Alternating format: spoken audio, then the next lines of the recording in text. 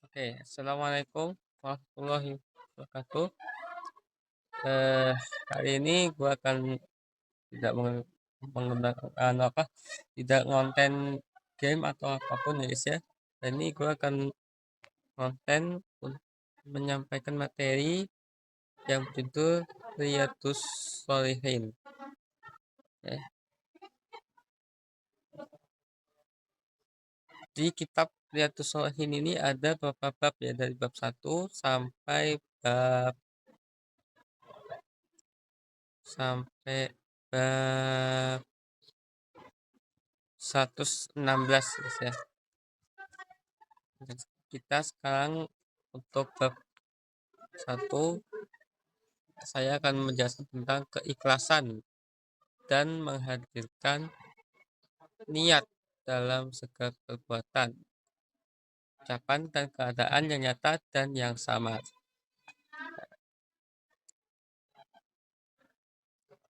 Sini.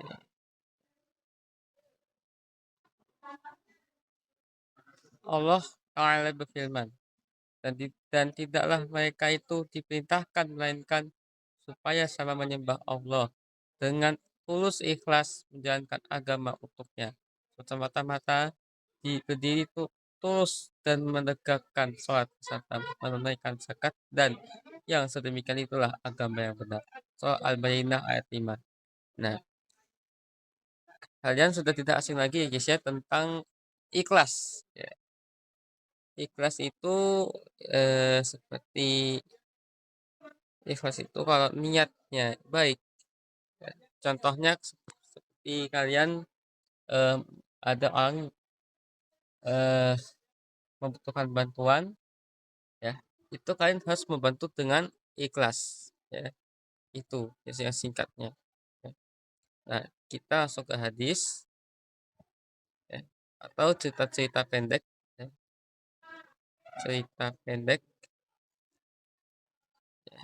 Yang pertama itu dari Ummul Mukminin, yang yaitu ibunya sebenarnya adalah bibinya Abdullah, yakni Aisyah radhiyallahu anha berkata, saya mendengar Rasulullah SAW bersabda, ada sepasukan tentara yang hendak memerangi, menghancurkan Ka'bah. Kemudian setelah mereka berdiri di suatu padang dan tanah lapang, lalu dibenamkan dalam tanah tadi dengan yang pertama sampai yang terakhir dari mereka semuanya.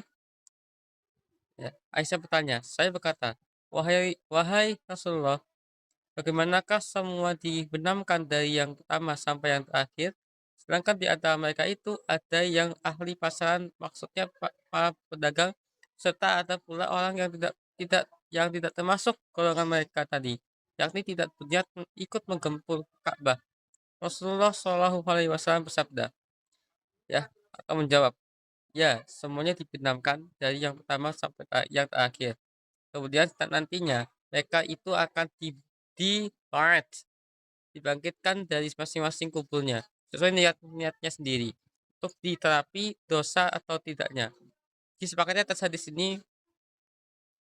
muttafaq alaih, yakni disepakati kesahihannya oleh Imam Bukhari dan Imam Muslim. Lafaz di atas adalah menurut Imam Bukhari ya, itu. Nah, cerita yang kedua ya,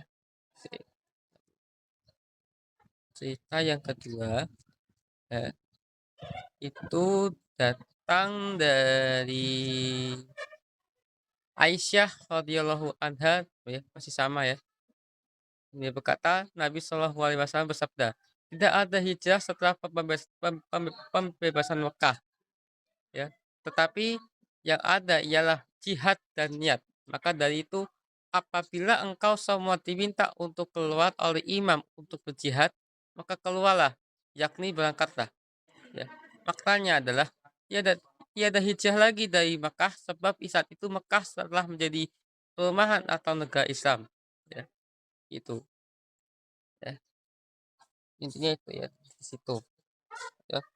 Yang keempat datang dari Abu Abdillah, yaitu Jabir bin Abdullah Al Ansari radhiyallahu anhum berkata, Kita pada peserta Nabi Shallallahu alaihi wasallam dalam suatu peperangan yaitu perang Tabuk ya. Kemudian beliau Shallallahu alaihi wasallam bersabda, sesungguhnya di Madinah itu ada beberapa orang lelaki yang engkau semua tidak menempuh suatu perjalanan yang tidak pula menyeberangi suatu limbah atau lembah, melainkan orang-orang tadi ada besertamu, yakni sama-sama memperoleh pahala, mereka itu berhalang oleh sakit. Maksudnya, andai kata tidak sakit pasti itu berperang. Dalam satu ayat dijelaskan, ya, melainkan mereka yang tertinggal itu berserikat denganmu dalam hal pahalanya. Hadis sebagaimana di atas juga diriwayatkan oleh Imam Bukhari dari Anas radhiyallahu anhu, Rasulullah Shallallahu alaihi wasallam bersabda, kita kembali dari perang Tabuk beserta Nabi Shallallahu alaihi wasallam lalu beliau bersabda, sesungguhnya ada beberapa kaum yang kita tinggalkan di Madinah, dan menempuh kita sekalian akan sesuatu lereng ataupun lembah, melainkan mereka itu bersama-sama dengan kita juga jadi memperoleh pahala seperti yang berangkat untuk berperang itu. Mereka itu terhalang oleh sesuatu keuzuran. Ya, itu. Karena ini banyak ceritanya guys ya. Jadi kita loncat aja ya. Kita loncati di sini. Oke. Ya. Oke, sepertinya itu saja ya. Nah, dan ini kesimpulannya adalah yang pertama, kesimpulannya untuk keterangannya, kita disunahkan berdoa kepada Allah dikala kita sedang dalam keadaan yang sulit. Misalnya mendapatkan malapetaka, kekurangan rezeki dalam kehidupan, sedang sakit dan lainnya. Ya, intinya kita harus berdoa. Misalkan kalau ada orang sakit, ya, itu jangan difitnah. Ya Allah, matikan saja dia. Itu jangan. Tapi doa yang baik itu adalah begini. Ya Allah, jika hidupnya lebih baik, sembuhkanlah dia, ya Allah. Dan jika matinya lebih baik, matikanlah dia, ya Allah, gitu. Ya, jangan timbul-timbul difitnah gitu ya, ya. Nah, yang kedua, kita disunahkan bertawasul dengan amal perbuatan kita sendiri yang soleh, agar kesulitan itu segera lenyap dan diganti dengan kelapangan oleh Allah Ta'ala. Bertawasul artinya membuat perantaraan dengan amal soleh itu, agar permohonan kita dikabulkan olehnya. Bertawasul dengan cara seperti ini tidak ada seorang ulama pun yang tidak membolehkan. Jadi beliau itu berpendapat tentang bolehnya. Oke. Oke, itu saja materi bab 1. Kita akan lanjutkan di bab 2, yaitu tentang taubat. Ya. Besok kita lanjutkan. Sekian materi dari saya. Nasun minallah wabarakatuh. Wassalamualaikum warahmatullahi wabarakatuh.